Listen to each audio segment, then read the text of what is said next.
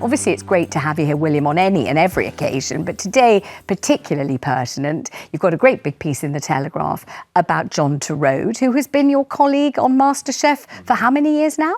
Gosh, about 20. And we hear now that he's been sacked from the programme. Apparently so. I think they forgot to tell him, but that's the way the world works, isn't it, I think? Yes. I mean, it does. People often hear that they've been dismissed from somebody in the post room or, you know, incidentally on an email about something else. You're absolutely right about that. But you've written a very spirited piece, actually, in The Telegraph today, defending him. And not just him, but the programme itself, the atmosphere working on it. So explain and describe it a bit for us, because I think lots of people will now imagine the whole thing was just toxic and deeply unpleasant. Yeah. I mean, I wouldn't argue with any of the allegations. That's not for me to do that. All I can say is based on my experience of being on that show for 20 years.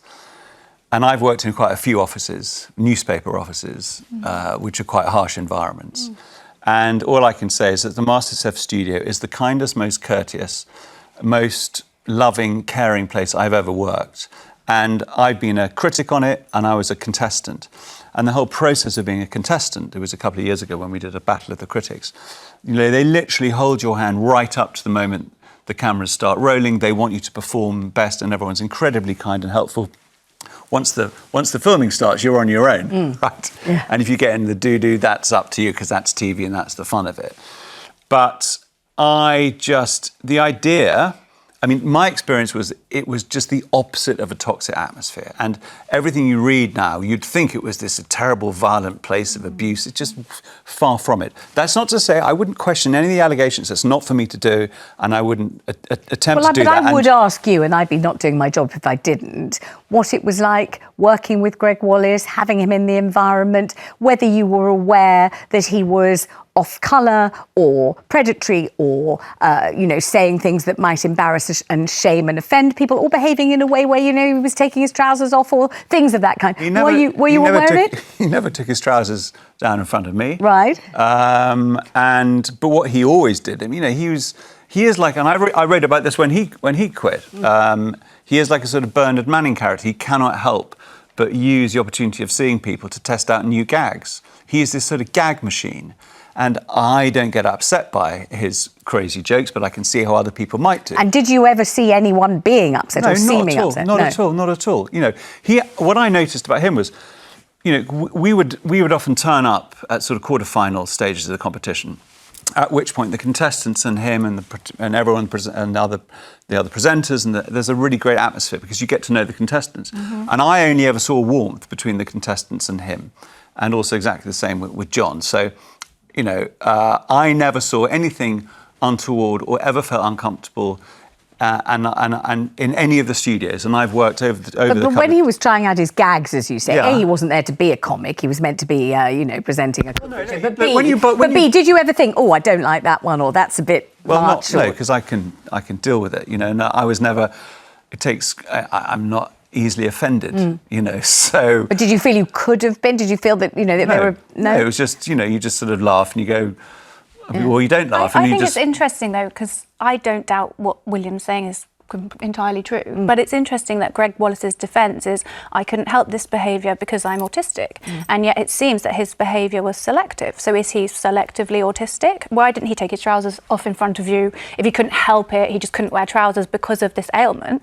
That's what I'm questioning. So did he save it? I mean, I think William's explanation actually proves Gregg's defence doesn't mean anything.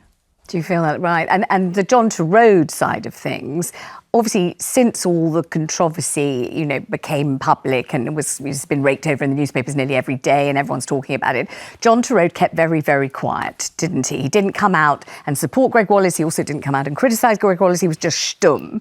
And now he's been fired for this racist comment made. Nobody quite knows what year, whether it's 2018 or 2019. He says he can't even remember it. The person he made it to says they weren't offended, but somebody else heard it and reported it.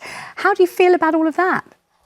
I have no idea. It sounds a bit foggy. I feel for him because I think he's a very decent guy. He's a very well-informed, charming, diligent, intelligent man, and I'm sad if something like that happened. And it's not, you know, it is for me it's a degree of sadness, because I think it's a great show. I think it's an important show. I think it's a key part of British culture. Just say why you think it's important rather than just entertainment. It's important because it's a key part of British culture. It's one of our cornerstones because it reflects the developments in British food culture. It was invented by Frank Rodham as a riposte to the arrogant TV executives that he came across in Los Angeles, people like Mel Brooks, who used to tease him about how terrible British food was. Right. So Frank said he went back to the UK, and because he'd had this huge success with this movie, and remember, he also made Auf Wiedersehen Pet. So he pitched a show that he felt would shine a light on true British food culture, which was the food culture cooked by amateur cooks at home.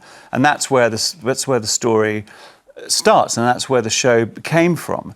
And now it just shines a light on an entirely different culture. Yeah, and it's the sadness for me is that it's reflected the development, the exciting development in the food scene, which I've been lucky enough to describe for the last 25 years, and it's a shame that it's now under this cloud for all the wrong reasons. Do you think there'll be a future for the show with two new presenters? Yeah, definitely. Listen, this is a show that also is in 85 different countries.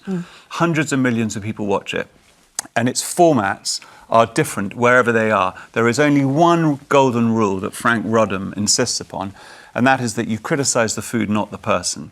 So for me, the kindness stems right from the founder, and I think that the UK is one domain where MasterChef is shown.